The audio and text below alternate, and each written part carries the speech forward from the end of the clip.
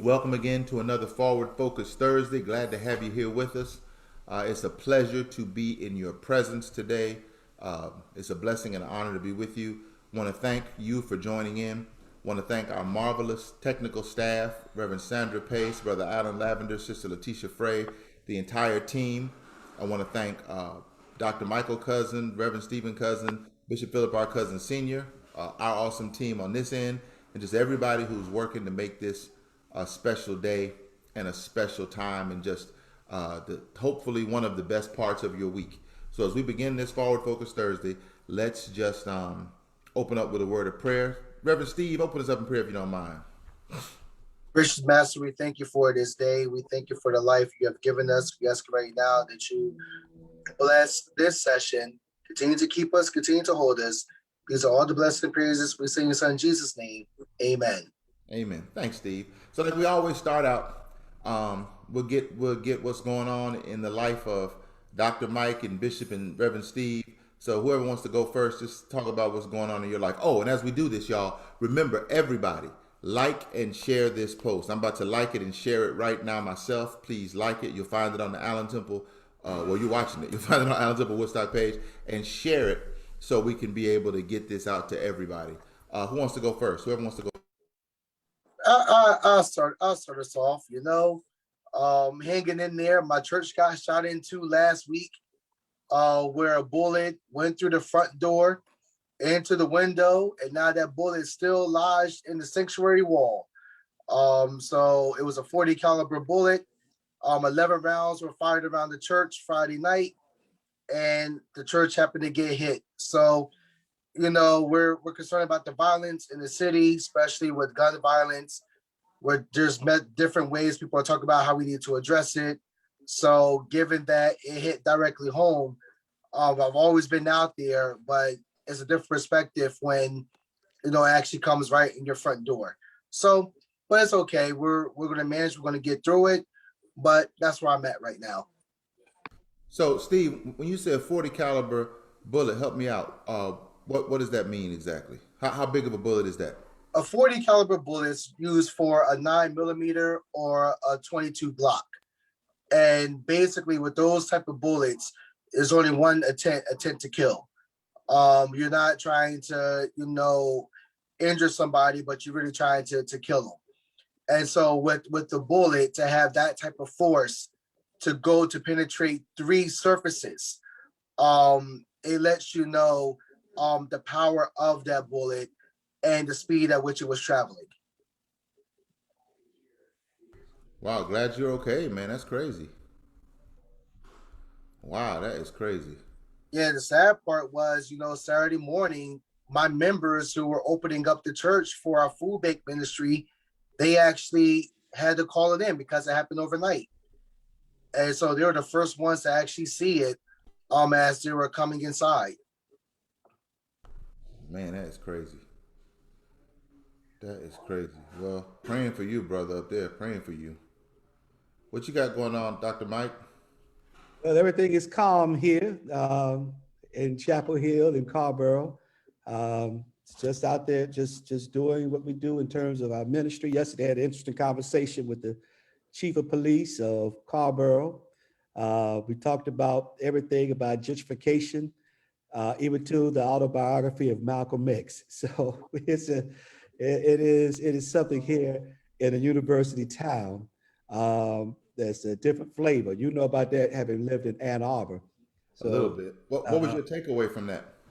well, it just shows that we were talking about transformation, and he was at one time he was almost a hippie, and he showed me pictures of himself, and I told him, I said, when I look at your picture, I can hear Leonard Skinner playing in the background. And he thought it was the funniest thing.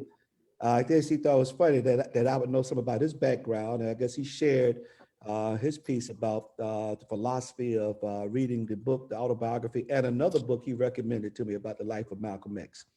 So it was interesting. We talked about the need for diversity and collaborating together. Carborough is an interesting town. Chapel Hill and Carborough. Chapel Hill is one. Carborough is a city that has an interesting history. Uh, Very interesting in terms of racial uh, disparity. And so we're working and becoming acclimated. I guess in any ministry, it takes 7 years to really fully see your ministry taking hold. And in September, I'm starting year 5. So I mean, so like yourself, Joe, so I never thought I'd be here, but I'm here. And while I'm here, I'll work to the glory of God. You're on mute. Oh, sorry about that. You and I are parallels on that one because I'm starting year 5 as well. Yeah. What you got, Dad? What's going on in your world?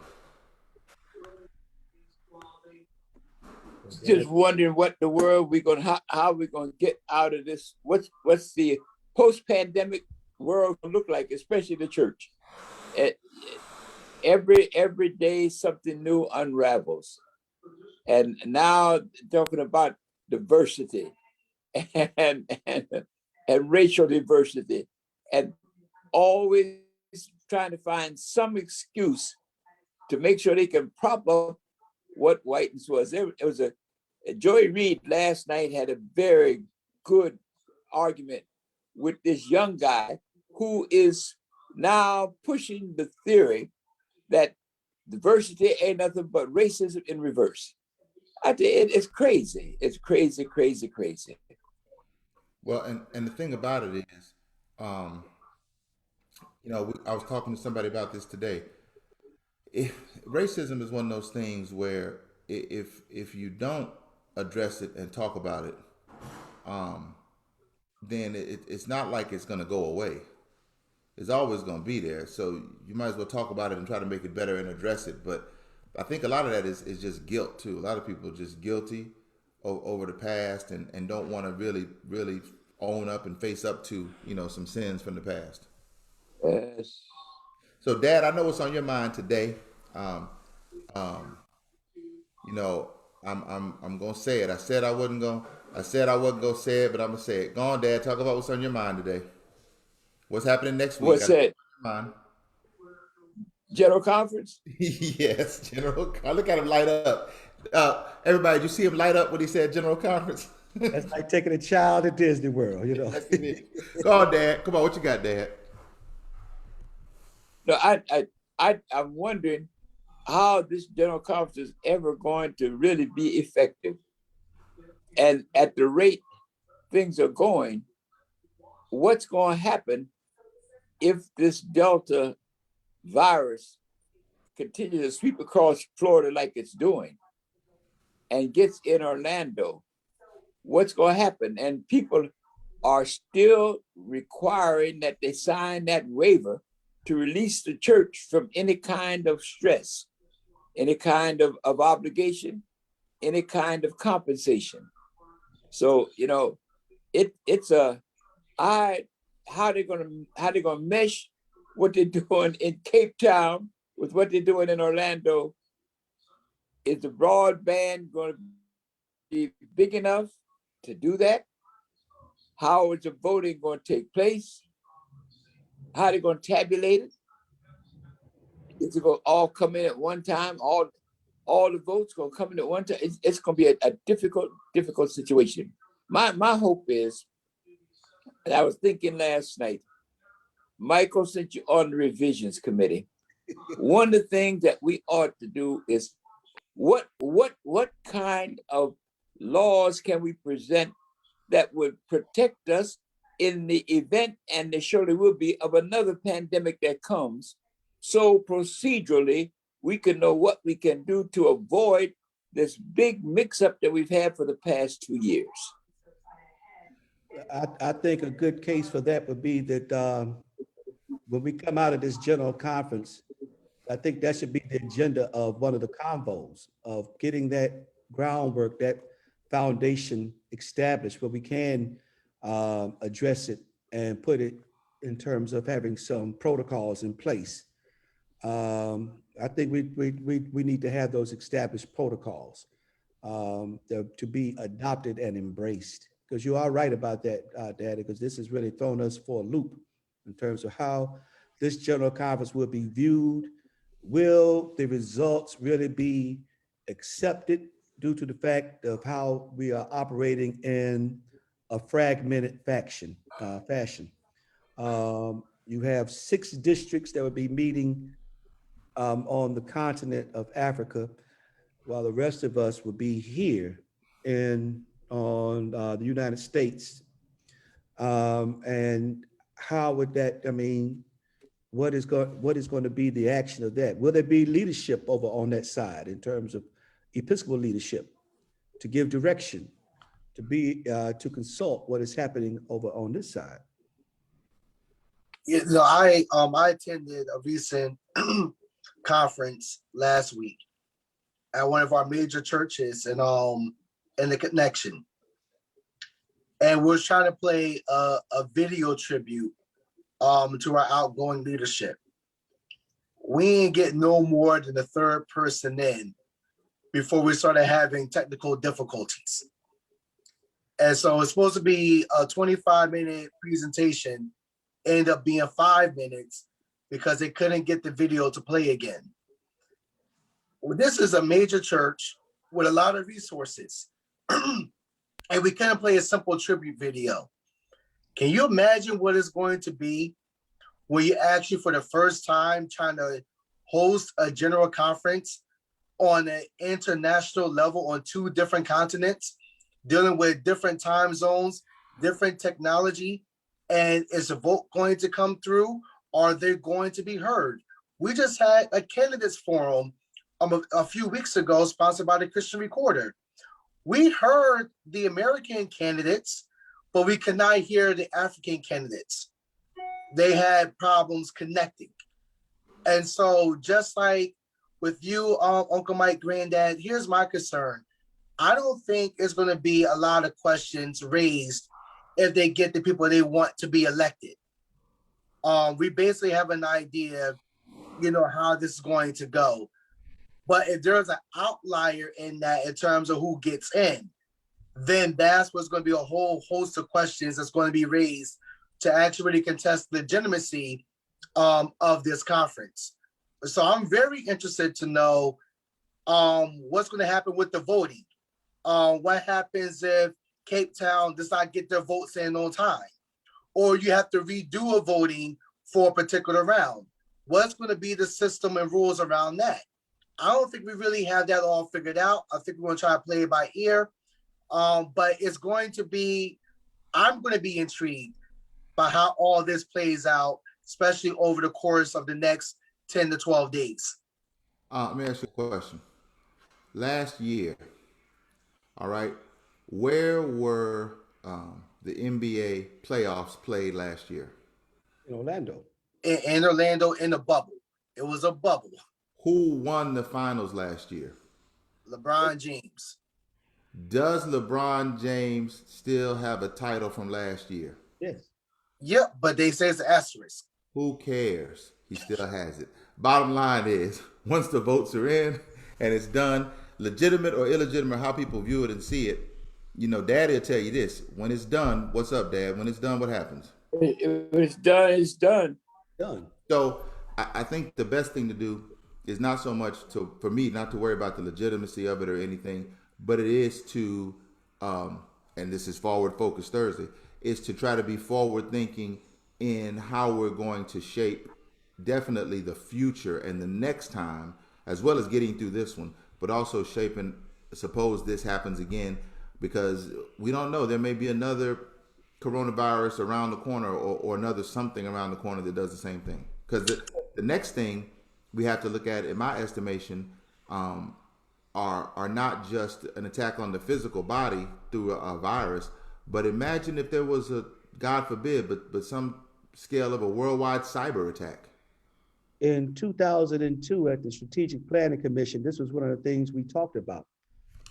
Planning this was well over 20 years ago, about something of this magnitude hitting the church. How would we respond? And we wrote this legislation and we presented it. What did it say? Do you remember? In terms of having teams available to go in to assist those churches that are having problems, either be from any type of any calamity dealing with weather, or dealing with in terms of sickness. But this whole thing was just, was looked upon and said the biggest thing they had it brought down or really not really accepted was that resources. We don't have the resources for that. Good idea, but bad, but just we don't have the resources to follow up with it. I think that there comes a time when we have to see, let's be realistic. This is a very aggressive schedule that we have for General Conference, if you look at it. Will we have the time, the adequate time to address these weighty issues? Already, you have, they have the major piece, I might as well say, there's a major piece of legislation they want to present.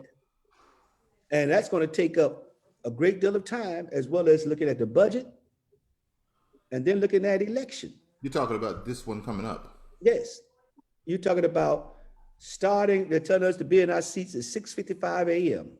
so we can start at 7. And we're supposed to be over by 3 each day. Some have said 5. So now you're talking about having that as well as the other things that go along with General Conference and a schedule that is really compressed. Will we have the time, the adequate time? We have over 300 pages of legislation. And in this General Conference, we have a lot of new delegates, persons who are going by the fact that a lot of persons who were elected have opted out.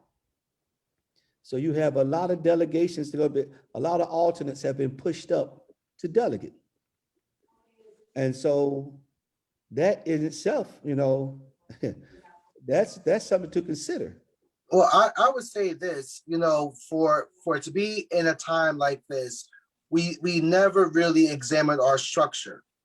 We were still trying to fit everything in. I think we have to know how to be more flexible in terms of how we go about doing our business, how we go about doing our ministry. Well, I think, the three of us, we actually learned to adapt and actually learn how to be flexible in terms of how we do ministry, how we do our worship services. I think that for the General Conference, we're so bogged down in the structure. We're not really talking about merging districts. We're not even really having a serious conversation about, do we even need to elect bishops this time around, given that where the economy is right now, can the church even afford to elect 3 new bishops and then 5 2 years later? So these are conversations we're not even having, where I think that we're so focused on trying to preserve the structure and not really focus on the flexibility. That way we are going to be faced with another similar situation. It may not be a pandemic, but it may be something else that arises. But I just feel that we just try to do the same thing, same system, same structure, because we're so concerned with preserving the structure as opposed to making the changes. That way we can always be adaptable and be movable and adjust as we need to do. Well, This General Conference is going to have several problems. Technically and legally, we have people who are retired being in active positions. That's a legal question. Secondly, the laws in our church allow for the removal of any person in necessity of the by the at the time. General officers, if they retire or if they die, the new recommendation comes from the council. We have had some minor procedural things in process in place, which we totally ignored. Do you know how many people who are technically retired who will officially be operating and controlling this General Conference? There are a number of them. Could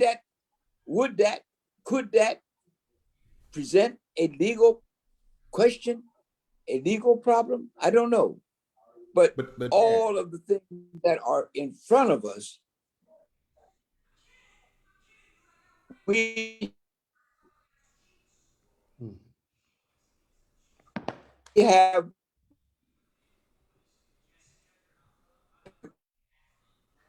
I think it froze. raising and Michael.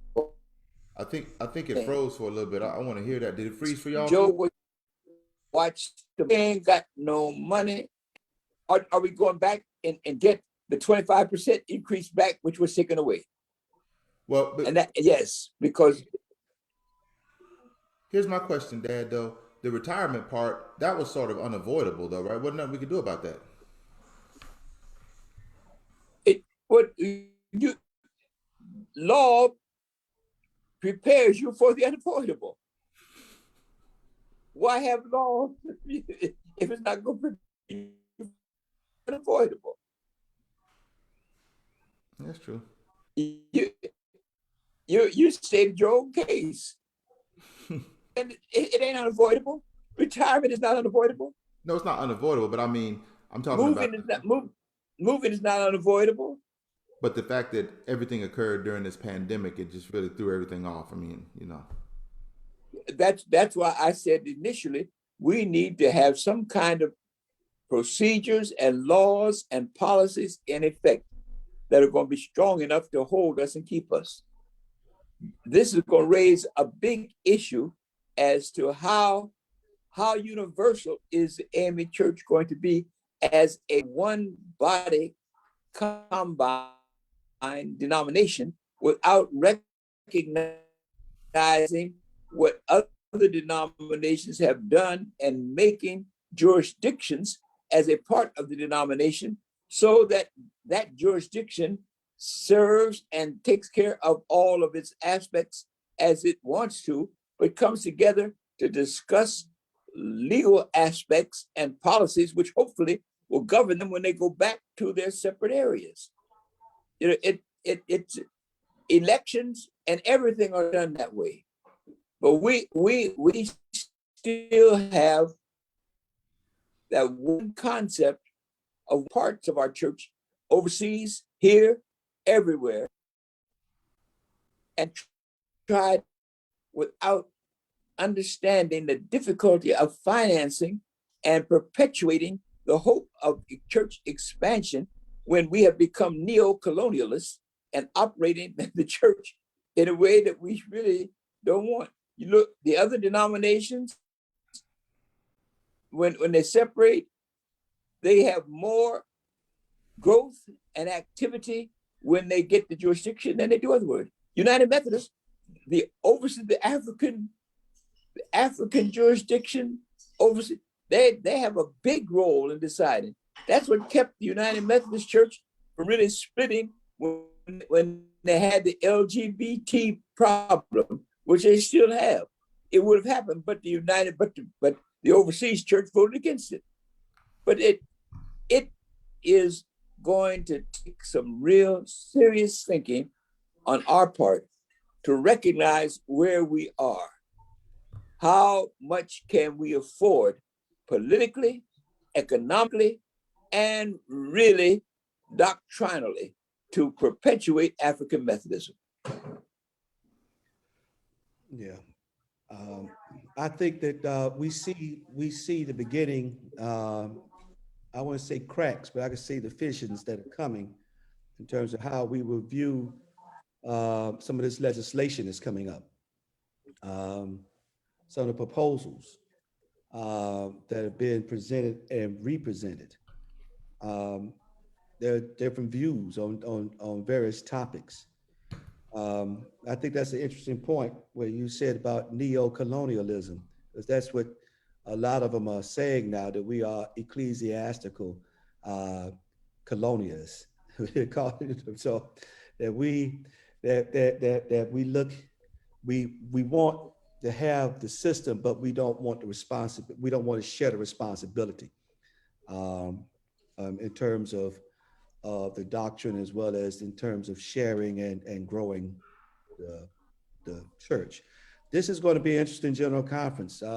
As I said, you have a lot of new players, a lot of new faces. How would that affect the outcome of this session that we are to enter week after next? So let me ask this question, just because I know Uncle Joe got to leave.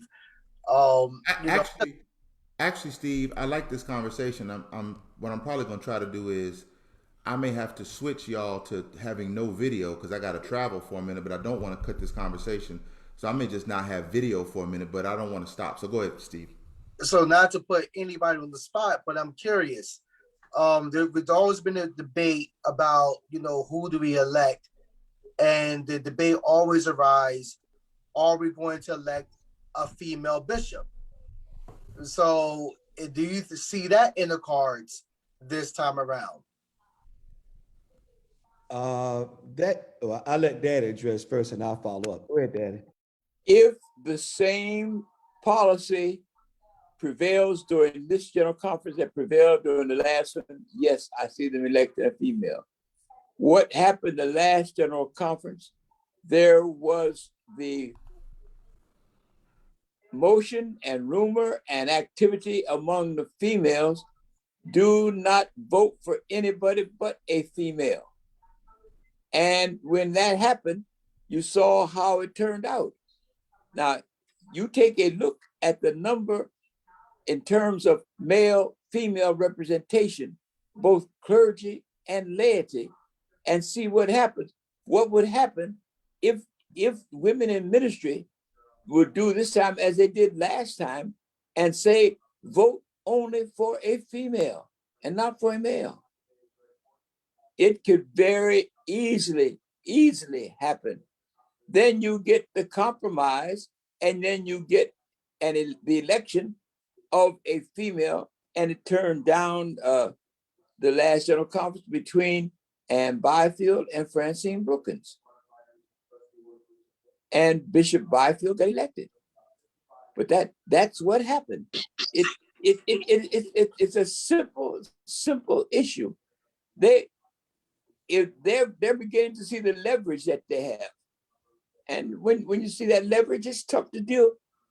And when some men see that leverage, they begin to crumble.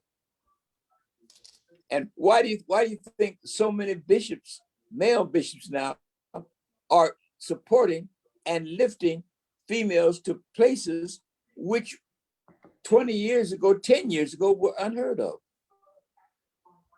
It's the leverage. It's the leverage. And the one thing that everybody recognizes: if you got the leverage, you can have the power. If you got the power, you can do what you want. So you got to maintain the leverage. How do you control the leverage? How do you sign the leverage? How do you designate the leverage? How do you keep the leverage under your kind of supervision or your kind of cooperation, so that the leverage does exactly together with what you're planning to do?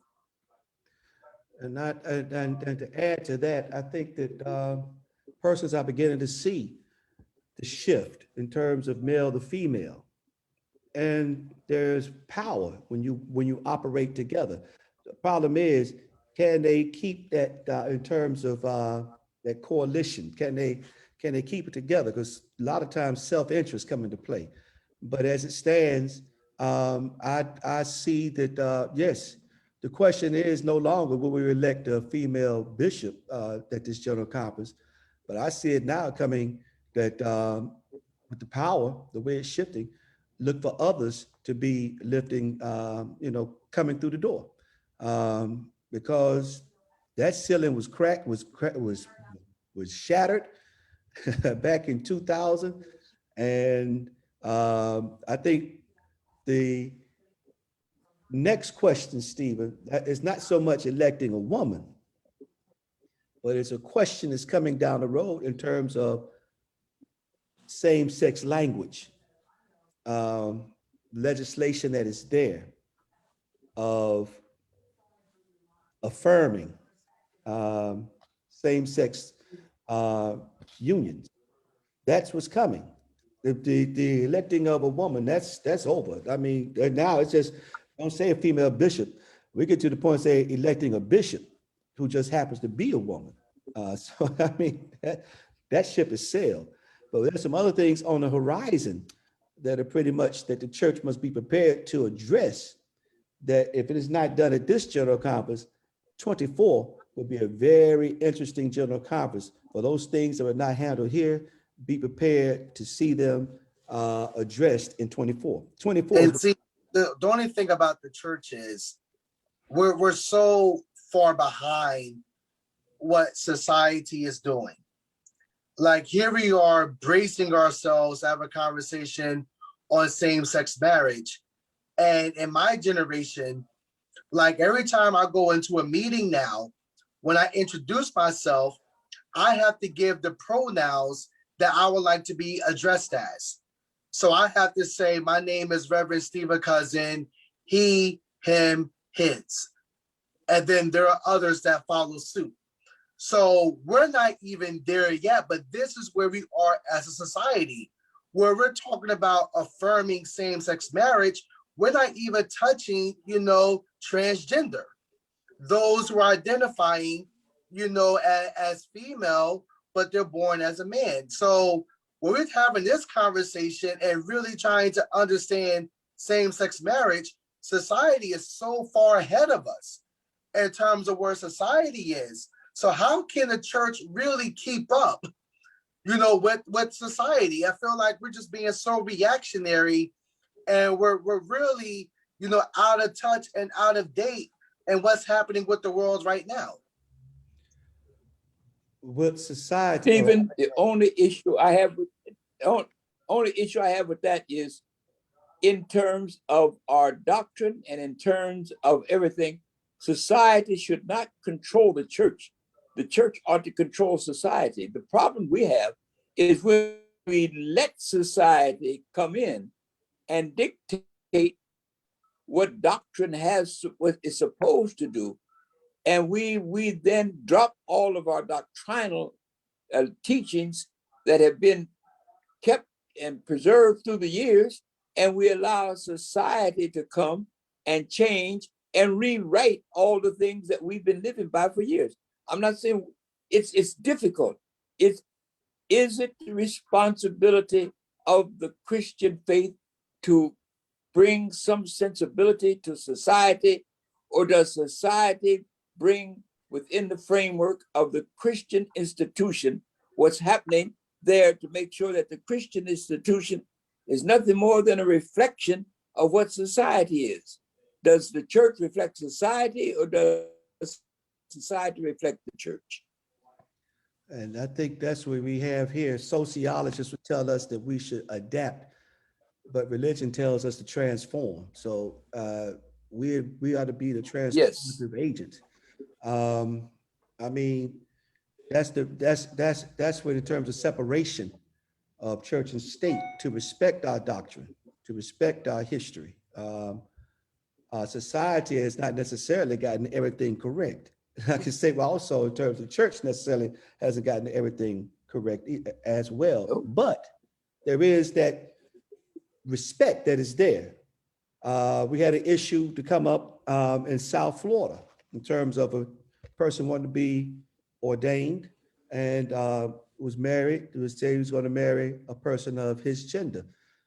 And we told the bishop at the time that in the county of Dade, they have the discrimination laws about you can't discriminate based upon sex. And this is what he said. He said, they're not going to sue us because there's separation of church and state. And they will respect the fact that we're basing our decision on doctrine and not necessarily on any other type of instrument. So I think with this whole thing in terms of the of society being ahead of the church and all, I don't see it as such, because man, if we don't have some guardrails in terms of our faith, man, look at where we're headed.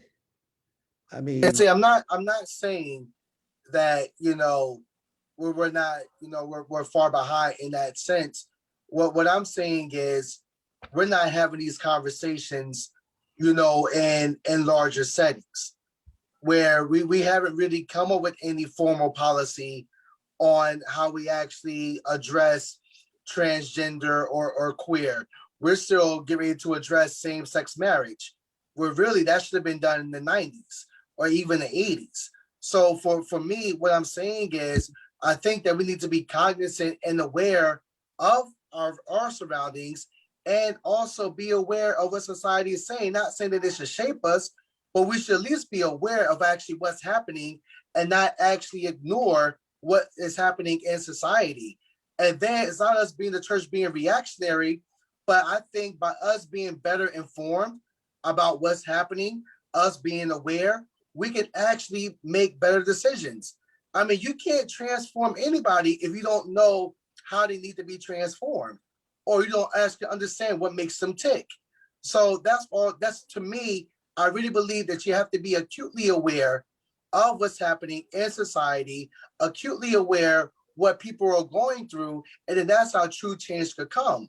But if society is talking about transgender, I mean, right now the big conversation is, are transgender athletes, should they actually have their own separate organization, or can men that transition to a woman, can they actually compete in female sports? Connecticut is having that issue right now, and there's a big debate about that. All I'm saying is, where is the church's involvement in having these conversations, to be part of it? Not so we got to make a decision, but we're not talking about it. But I think, Stephen, what you bring up a point where it's almost like regionalism. You know, the southern half looks at things differently than, say, for those issues that you're having in the Northeast.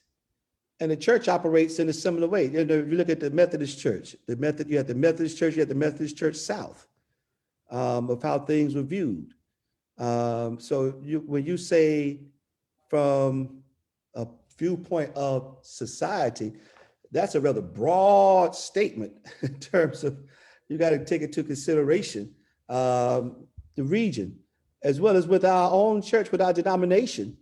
We claim to be connectional, but we have to have a global outlook, and it's very different when you talk about the big tent. There are a lot of factions within the big tent, and what may be important in one area may not necessarily be something to be considered in other. I see Daddy shaking his head. Go ahead, Papa. Dad, you want to say something? No, the geography determines much of what society does. You mentioned United Methodist Church. There was a time when United Methodist Church split. The Southern Church thought that the worst thing in the world was to have someone who drank. The Northern Church thought that the worst thing in the world was to have somebody who smoked. So what was affecting them was the tobacco industry in the South said that you could smoke all you wanted, and the liquor industry in the North said you could drink all you wanted. So they let what was happening with the economy dictate the doctrine. I had a roommate who left the church because of this split about smoking in the North was horrible and drinking in the South was terrible. So they could not come together between, that was a United Methodist Church, that's when it split. We had the Methodist Church North and the Methodist Church South, and they tried to compromise in the early 40s and become the United Methodist Church, settling the dispute about drinking and smoking. Difficult. Now we are dancing around the main issue. The main issue that we're dancing around is, what are we going to do with the whole rising and the uprising of the LGBT community, which is taking place in most of the churches, including ours? That's what we're dodging around. How are we gonna handle it? But and y'all, you probably can't see me, but hopefully you can hear me. Yeah. That my question was that too, Dad, and to Mike and to Steve. You talked about globally, Mike, and culturally. In other parts of our denomination globally, that's not even on the table. The LGBTQ is not even on the table. So how does that fit in to what we do as a denomination? Well, I think that, it's you can have the discussions, which we do, which I think that we're moving in that direction. Where persons have asked me, how are we going to handle it? I said, well, I think for the fact that right now you introduce it and you have your dialogues leading up to 24, where you have adequate time to vet as well as to discuss and to work out so that we can have a constructive dialogue about it to come to some resolution, more so than acting strictly based upon of just having it presented and coldly, coldly dealt with. I think it upon its merit that we should have these conversations to prepare us for a decision, in terms of how we're going to deal with this whole issue. It is there. The rise of, I laugh at, but some of the things that one of the programs I just started watching was Pose on FX, and looking at of how one of the issues there was how these persons in this series, one of the issues they had was being rejected by family and rejected by the community, rejected by their faith. And so how do you deal with those issues and being sensitive enough, having some compassion so that they too have a place? A friend of mine wrote a book, Their Own Knew Them Not. So, Dr. Horace Griffin. So, how do we bring about healing in this whole situation in terms of the conversations that are needed for this conversation? So, I mean, that's to get to your point, nephew. Regionally, we still operate in terms of what is important in our society. Regionally, the South still sees things differently, and to believe you and me, the South, the Southern half, this issue of dealing with same-sex unions and everything else. Although we see it here, you still have the hardliners. You have those persons that will be adamantly against it. So you can start having these conversations to bring about in terms of bringing some resolution.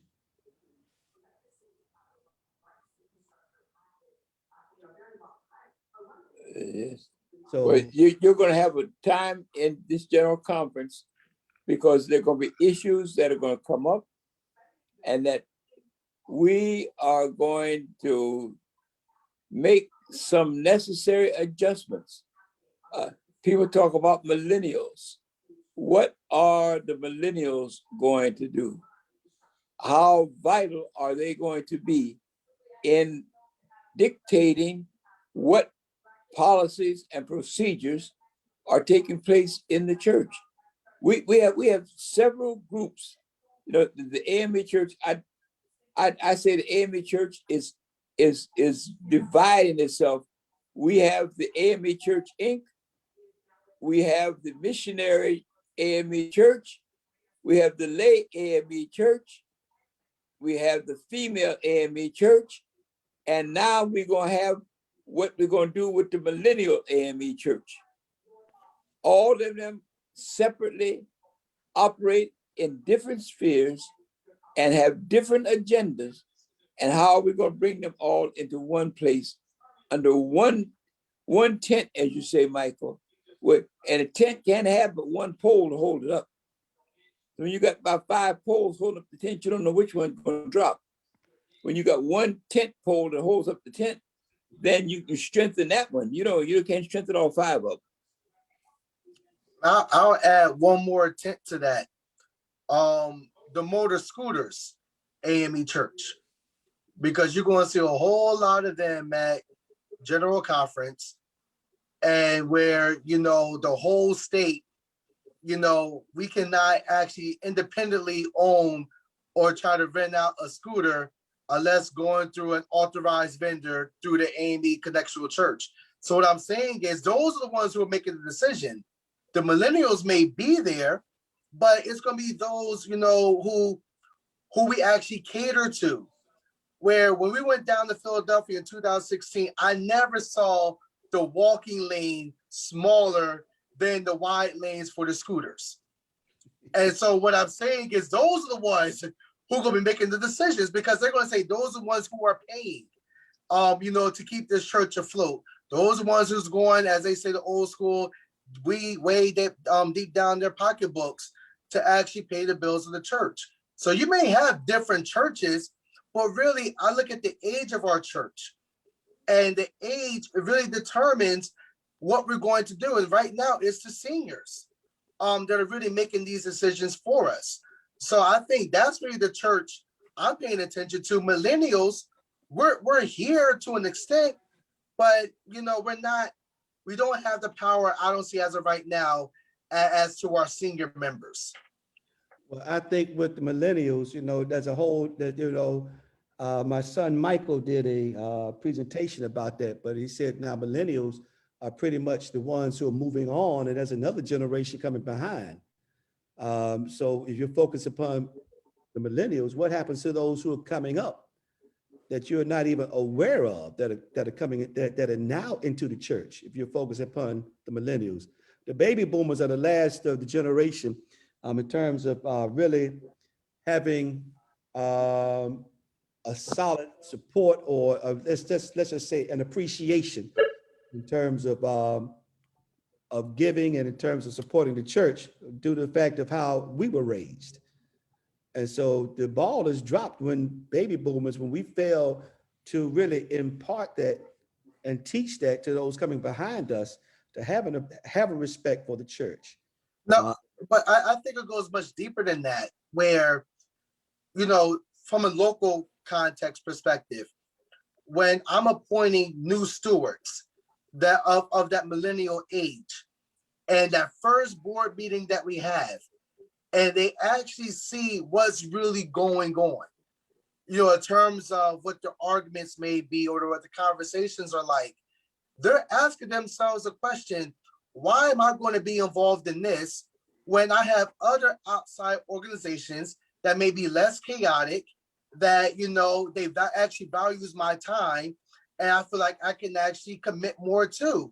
People don't see the church right now as really a viable option, as they're all about community building and community orientation. And so they're like, why would I waste my time in the church when I can actually be part of my sorority?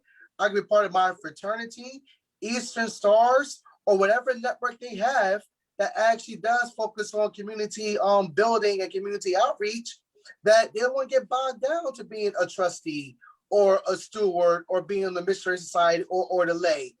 So that's where the disconnect is, that there are other options now that are more viable and more appealing, that is more time conscientious, and they actually do the work, as to being involved in the meeting in the church. You may meet for 2.5 hours and nothing gets done. That's what I hear all the time for new people I try to appoint. Now, there are those that they're willing to stay, but a larger part is, what, Pastor, I love you, I love this church, but I'm better served elsewhere outside the church. So that's what I get. But the ones, the baby boomers, the ones that, 1930s, they are ingrained in the church. This is what they know. They believe in it. They eat it, sleep it, breathe it. So, but my generation, no, we realized we could do other things, with our time. Our time is valuable. And so they're like, well, let's go somewhere else. Well, I think, Stephen, to your question, that I learned from my father, praise God, from Daddy. When leadership style determines that in terms of the direction. When I appoint people to the boards, I make sure to shepherd them, as well as to inform them that this is the vision, cast the vision.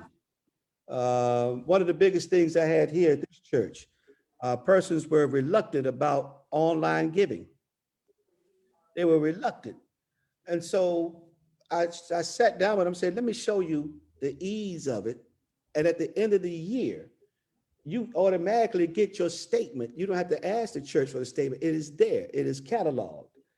Once they did it once or twice, I don't even see checks coming back through the church anymore. I see the online giving piece being accessed, and the donations are coming into the church via Givelify, through PayPal, through Tithe. I mean, even some have even gone so far as to get their banks to make sure once a month that check, an electronic check is sent to St. Paul. My point being that it took an opportunity of having a conversation and showing them it's not going to happen overnight. Let me tell you, even in fraternities, I've been in a frat meeting. You know, you have some knockdown, drag out discussions, even in the lodge. So that right there, I tell folk, you know, discount that. You know, you pick and choose. But in the church, I think it comes when we have to look at the bottom line, what it's all about. Samuel Proctor, the late Samuel Proctor, said the problem with the church is we forgot the bottom line, and the bottom line is Jesus. And so with that, just keep that in the forefront. And I think it makes it a whole lot easier when we're able to look at the vision of our mission. Keep the bottom line. The bottom line is all about Christ, you know. And so it's a process. I praise God. My meetings here are shorter. Had one last night, 30 minutes. That was it. You know, we can't discuss now. We discuss later on. It comes with a leadership in terms of if you're able to cast that vision and to shepherd those folk in that direction. Not only that, Michael, the problem that I have seen and lived with for after having been an ordained itinerant elder for over 60 years, from 1955 up until now. The problem is the church was at one time the force that activated the things that Stephen is talking about, the changes, the living, the demands, the work.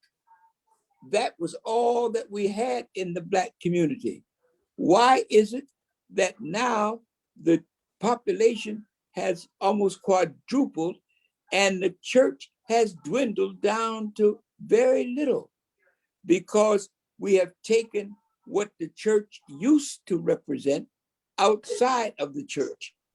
Most of the things that have happened within the framework of changing the society and the way of life in our community had its genesis within the framework of the Black church. You see it even happening now with Bishop Barber in North Carolina, trying to regenerate some interest and letting the church become involved. If the church does not maintain its leadership and making sure that society ought to be what it is, then persons outside of the church take charge. I have never seen in all my years a meeting, a movement as strong as Black Lives Matter that has no major church support pushing it. It's all done by those outside the framework of the church. As important as Black Lives Matter happens to be, the leaders of it are those who have no major connection with any kind of denomination or any kind of ecclesiastical stretch. You know, that is differing from what we have grown with and what we have lived with from the time we started. The force of all the change and the force of all the activity that has taken place in our community has had its genesis and its foundation within the framework of the Black church. But how strong now is the Black church in moving forward with the issues that are confronting us? Voter suppression, education, employment, the whole thing the issue transgender, the issue of LGBT. How much influence does the church, is the church addressing any of these problems? These are problems that are taking place in the community. Are we addressing them or not? Are we letting those outside the church address them and carry them on and do a good job with it? So I've seen the transaction and the movement from the fact that the church now does not have the kind of driving force that it had. and I know we get ready, another hour is late, but I want to just say this one comment where in the city of New Haven, where the clergy was talking about the lack of diversity within the police department, where we just promoted, we get ready to promote 9 lieutenants, 8 of them are white, only 1 black. When you got a population that's 70% black and brown. None of our top ranks are persons of color. So that's one issue. Now, then we're protesting how white principal used a racial slur on multiple occasions, multiple times. We out there talking about that.